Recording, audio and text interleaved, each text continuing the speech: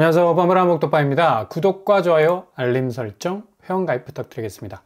둔촌주공이 난리가 났습니다. 둔촌발 쇼크 매물이라는 말까지 붙고 있죠. 둔촌의 덩치가 얼마나 되나? 바로 10,000가구가 넘죠. 그만큼 변수가 많다는 얘기예요. 무슨 변수? 가격이죠. 가격 말고 둔촌주공이 지금 가장 걱정해야 할 부분은 없죠. 매매가? 매매가는 지금 19억 8천 선에 거래가 되고 있는데, 그래도 좀 헬리오보다는 조금 딸리는 느낌도 들고, 헬리오는 벌써 20억을 치고 나갔다고 난리가 났는데, 둘 사이의 경쟁이 볼만한 건 이렇게 매매가 순위가 아니라 지금 전세가가 둔촌주공이 심각하다는 얘기죠. 9평 84제곱이 최저 6억대.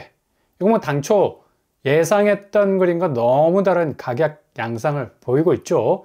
주변 강동구 전세가는 고덕 그라시온 같은 경우는 7억 5천부터 시작을 합니다. 거의 1억 차이 이상 벌어지고 있죠. 이거 앞으로가 더 하락세일 건 현재 쌓여있는 매물이 830여 건. 계속해서 매물이 폭증하고 있는 상태고 40% 입주 물량 중에 잔금을 보증금으로 치러야 한다는 건데, 전세가 출혈 경쟁 더 심해질 거고요. 현장에서 소형 평수는 3억 거래까지 터지고 있는데, 호가로 올라온 것만 봐도 확실히 소형 평수가 굉장히 급하게 보이죠. 헬리오는 같은 평수가 6억 정도 하는데, 이렇게까지 둔촌주공이 전세가 약세 현상을 보이면 지금 19억 선상에 걸려있는 매매가는 4월 이후로 더욱 내림세로 돌아설 가능성 높아 보입니다. 결국 둔촌주공이 전세가 소형 평수에서는 3억, 국평이 6억까지 내려온 수치는 이후 강동구 전세가 전체적으로 급격하게 끌어내릴 가능성 아주 많고요. 매매가는 말할 것도 없이 실거주 의무 이후에도 흐지부지 될 가능성도 있어요. 상당 부분 흔들릴 가능성 높습니다. 게다가 둔촌주공 시공을 맡았던 건설사들, 특히 대형 건설사들이 상당히 요즘 어려운 국면을 맞이하고 있죠. 지금 중소형 건설사들이 거의 마지노선을 찍느냐 마느냐의 기로에 서 있으면서 자금 부담에 대한 이모저모 해법을 마련하려고 해도 당최 지금 부동산 분위기상 이게 잘 안 되니까 그냥 다음 달에 줄도산할 거라는 넘버링이 이 찌라시에 의하면 17개사가 넘는다는 소식도 들어오고 있죠. 또 아주 하위 그룹에 있는 건설사도 아니야. 어느 정도 뼈대가 굵은 중견 건설사들이 이런 상황에 놓여 있게 된다는 건데, 이런 식으로 그냥 뒤로 넘어가 버리면 대형 건설사들도 바짝 긴장하지 않을 수가 없죠. 둔촌주공 시공을 맡았던 그런 건설사들 대부분이었는데요. 어차피 건설업은 자금과 도급이라는 관계로 얽혀있기 때문에 대형 건설사 홀로 존립하기란 여간 지금 상황이 녹록치 않기 때문이죠. 그러니까 도미노식이라는 말을 귀에 못이 박히도록 들려오는 건 바로 이렇게 한국식 건설업이 스파이더맨 거미줄 같은 촘촘함으로 서로 간에 묶여있기 때문에 대형 건설사 하위 중견 건설사들의 도사는 그대로 대형 건설사들의 위기로도 바짝 다가올 수밖에 없는 건데, 최근에 신세계건설이 한국 신용평가에 의해서 무보증 사채 신용등급을 A 부정적에서 A- 안정적, 이거 겉으로 보면 안정적이란 말이 들어서 왜 신용등급이 강등된 거지? 라는 의아함이 들 수 있겠으나 다른 건 다 필요 없죠. A에서 A-로 신용등급이 낮아졌다는 걸 의미하죠. 그리고 기업 어음 신용등급이 A2에서 A2-로 변경이 됐습니다. 일단 대구 쪽 분양 실적이 미진해서 2천억 정도의 손실을 본 게 컸던 것으로 보이고요. 당연히 재무 부담 늘어난 거 사실이죠. 대구 쪽 빌리브 브랜드가 확실한 분양 완판에 실패하는 바람에 미분양 잔여 물량을 공매로 넘기는 현금화 노력에 주력을 했지만 이마저도 여의치 않았던 것으로 보이고요. 그런데 신세계건설은 워낙 계열사가 빵빵해서 이런 손실은 흡수 능력에선 그리 큰 문제가 되지 않을 것으로 보이지만, 계속되는 현장 부진의 부진은 불안 요소로 남아있게 될 것으로 보입니다.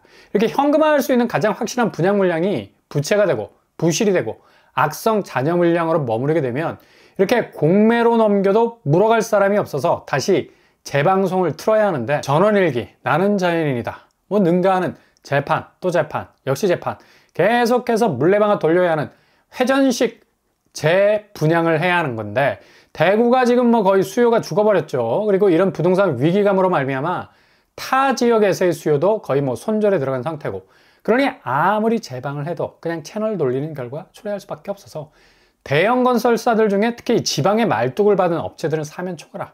그냥 그 부진에서 벗어날 수 없는 어려움 겪고 있는 거죠. 그리고 GS건설도 위기감이 쎄하게 도는 건 마찬가지. 바로 하자 문제. 이번에도 검단 신도시 지하 주차장 부실 문제로 행정처분 받았다가 극적으로 서울시 한 달, 국토부 8개월짜리를 법원에 처분정지 신청이 떨어지는 바람에 기사회생했는데 고질적으로 하자 판정 많이 받은 건설사로 5년간 자해 아파트다라는 결과를 받았습니다. 전체 1,600건이 넘는 하자 판정 받았다는 건데 이거 자해 아파트라는 문패에 다소 실망감을 주는 하자 건수라 할 수가 있죠. 가뜩이나 대형 건설사 PF 문제가 가장 뜨거운 감자가 되고 있는 건데 하자 문제까지 겹치니 상당히 브랜드 이미지에 스크래치가 날 수밖에 없는 거고, 이런 식으로 사방에서 터지게 되면 대형 건설사들도 이미지 실추로 인해서 어려움을 겪을 수밖에 없는 건데 가뜩이나 영업 실적이 계속해서 나빠지는 추세라서 더욱 긴장을 탈 수밖에 없죠. 그리고 지금 현대건설은 대조 1구역과의 갈등, 그러니까 공사비 지급 문제가 해결되지 않고 조합 문제로까지 비화되면서 대조 1구역 공사를 중단한 바 있습니다. 미수 공사비 규모가 꽤 돼요. 공사비만 1,800억 정도인데 조합이 박살이 나는 바람에 한 푼도 공사비를 받지 못한 상황이니 당연히 현장의 톱니바퀴는 멈춰서게 됐고 사업 재개를 위한 조짐이 조금 더 보이지 않았었는데 이번에 다시 공사를 재개하겠다는 움직임 보이고 있습니다. 일단 여기 대조 1구역은 2,400가구 정도가 들어서는 아마도 강북권에서 제일 규모가 큰 사업지가 될 겁니다. 2022년에 이미 착공을 해서 공사가 진행 중이었는데 중단됐죠. 앞으로 얼마나 분담금 문제가 난항을 겪지 않고 잘 스무스하게 넘어가느냐도 문제입니다. 지금 분담금이 기본 억소리가 나면서 와장창 깨지는 소리가 들릴 정도로 분담금 폭탄 때문에 조합 내불이 벌어질 정도인데 이거 돈 문제 쉽게 해결 안 되죠. 상계주공 5단지는 아파트 값에 준하는 분담금 5억이 빵 하고 터지는 바람에 갈지자 행보하고 있고 잠실진주 역시도 지금 공사가 중단이 된 상태입니다. 원가 상승분에 대해서는 건설사가 조금 더 양보할 수 없는 취지라 이걸 조합도 이참에 그냥 눈 감고 떠앉자라는 생각이 들어도 아니 액면으로 보이는 액수가 장난이 아닌데 새 집으로 업그레이드 되는 것 자체가 악몽이야. 무슨 크리스마스 악몽도 아니고 잔뜩 기대에 부풀어서 트리 세우고 양말 걸어놓고 새 집의 가치로 꿈에 부풀었던 사업장들이 줄줄이 폭탄격인 고가의 분담금 떠안아야 하는 상황으로 몰려가니 이거 어떻게 정비사업 자체가 완전히 빠그러지는 수순으로 가고 있는 겁니다. 지금 답이 없을 정도로 갈등 국면으로 가고 있는 거 사실이죠. 이게 지금 대형 건설사들이 부동산 시장에서의 대변화 속에서 어찌 보면 대척점의 최전선에 서 있다 보면 되겠습니다. 공사가 시작되는 지점에선 원가 상승분을 이유로 조합에게 폭탄 분담금 내놓는 일들, 그리고 분양이 되는 시점에선 역시 기본형 건축비 오른 이유로 수분양자에게 고분양가 내놓는 일들, 게다가 이후 하자 발생에도 이게 제대로 책임 소재까지 가려면 상당히 어려운 경로를 거쳐야 하는, 어찌 보면 책임에서 멀어지는 일들, 결국 조합원이나 수분양자나 매한가지, 옛날에는 조합원들이 절대적으로 유리한 위치에라도 있었지, 이제 분담금 문제 때문에 수분양자와 똑같은 입장입니다. 고가의 분담금 해결을 해야 새 집을 가질 수 있고 수분양자 역시 고분양가 쳐내야 분양 아파트 진입이 가능할 수 있으니까 자칫 호구 멱살 잡힐 수 있는 부분이 수요 쪽에서 비일비재할 수 있다는 것. 결국 건설 쪽 공급은 여전히 엄청난 파워로 부동산 분양 시장을 휘어잡고 있으니까 이거 돈 문제로 인해서 생기는 갈등은 결국 건설사가 양보할 수 없는, 돌아올 수 없는 강이 됐고 결국 수요 쪽이 수그리고 들어가야 하는 판도로 돌아가니 지금껏 분양가는 하늘 높은 줄 모르고 오르고 있는 거죠. 그리고 이런 자금에 대한 정가는 비단 건설업 쪽에서만 일어나고 있는 게 아닙니다. 실질적 피 같은 현금이 개박살이 나는 현장, 바로 금융 쪽도 고객들이 휘청거릴 정도로 눈앞에서 수익을 약속받았던 액수가 거의 악몽 같은 반토막이 돼서 돌아오는 부메랑을 맞고 있는데 바로 홍콩 ELS 문제입니다. 지금까지 시중은행이 홍콩 ELS를 판매한 금액 보면 국민이 8조, 신한 2조, 제일 1조, 우리가 413억 규모. 이런 와중에 상반기에 돌아오는 만기 물량이 거의 절반 정도 되는 액수여서 엄청난 쓰나미 될 가능성 아주 높겠습니다. 금감원이 본격적으로 불안전 판매에 대한 위법 행위를 적발, 과징금을 물게 하는 건데 지금 홍콩 ELS가 17조 원 정도 총 판매량인데 30% 정도가 불안전 판매라 해도 과징금 2조 가까이 나올 가능성 큽니다. 근데 이런 과징금 외에 고객이 입은 실질적인 피해가 온전히 복구될 정도의 수준까지 그 액수가 올라가기란 상당히 힘들 전망이죠. 보상 피해 기준이 사뭇 케이스 바이 케이스로 달라질 수 있어서 그냥 수익이 좋은 예금 맡겨놓는다 생각한 분들은 그냥 그 자금들이 죄다 반토막으로 날아가 버리는 상황이 올 수 있어서 이렇게 금융 쪽에서도 손실로 인한 피해는 아무리 금감원에서 과징금 때리고 피해 보상해준다 해도 한계가 있는 거죠. 그만큼 고객이 고스란히 피해를 볼 수밖에 없는 건데 평균 배상률 40% 정도만 따져도 이거 뭐 턱없는 건데 아무리 자율 배상으로 전환해서 은행이 불안전 판매로 인한 피해 복구에 나선다 해도 거의 뭐 고객이 입는 피해는 타격이 클 수밖에 없습니다. 고로 은행 믿고 맡겼던 돈이 아니 예전에 은행에 맡기면 세상 그 어떤 금고도 뚫을 수 없는 거의 뭐 천하무적 금고 아니었습니까? 이렇게 투자를 권유받았다는 이유로 맡긴 자금이 날아가 버린다는 건 아마 이런 식으로 돈을 맡긴 분들은 뭐 상상조차 못했을 거예요.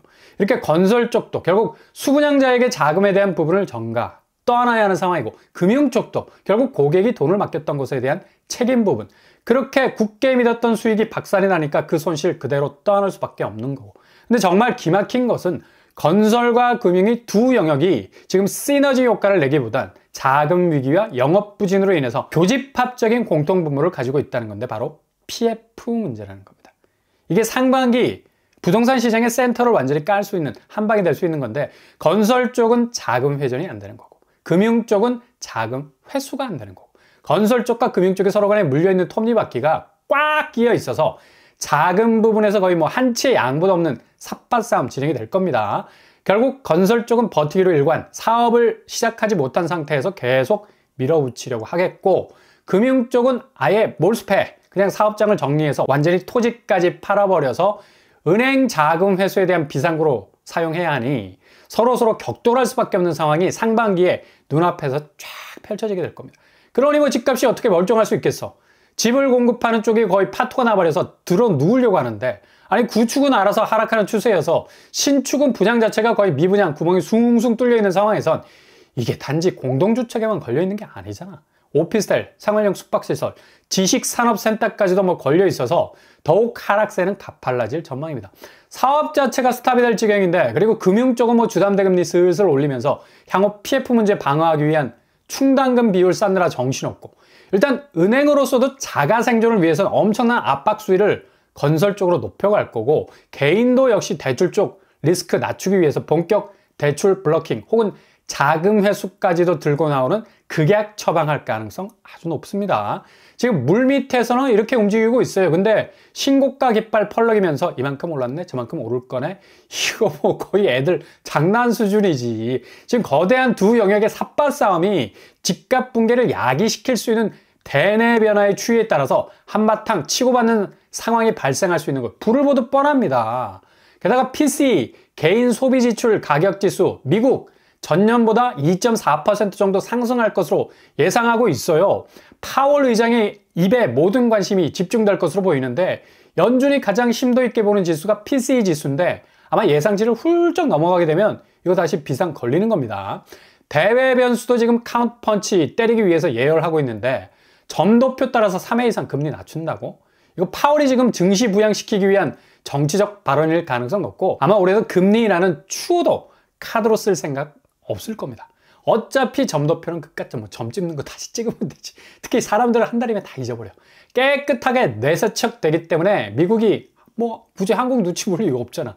그냥 마이웨이를 가게 되는 건데 괜시리 부안해동 혹시나 파격적인 금리 인하로 국내 부동산 다시 널뛰게 하지 않을까 바라는 기대 심리. 지금 호가에 매달려서 미국 쪽만 쳐다보는 것 같은데 손에 힘 빠져서 그렇게 매달려 있다가는 자칫 안전망으로 떨어질 위치도 못 잡게 됩니다. 아마 사고팔고를 본능적인 감으로 해왔으니까 다음 달 되면 본격적으로 움직일 것으로 보일 수가 있겠네요.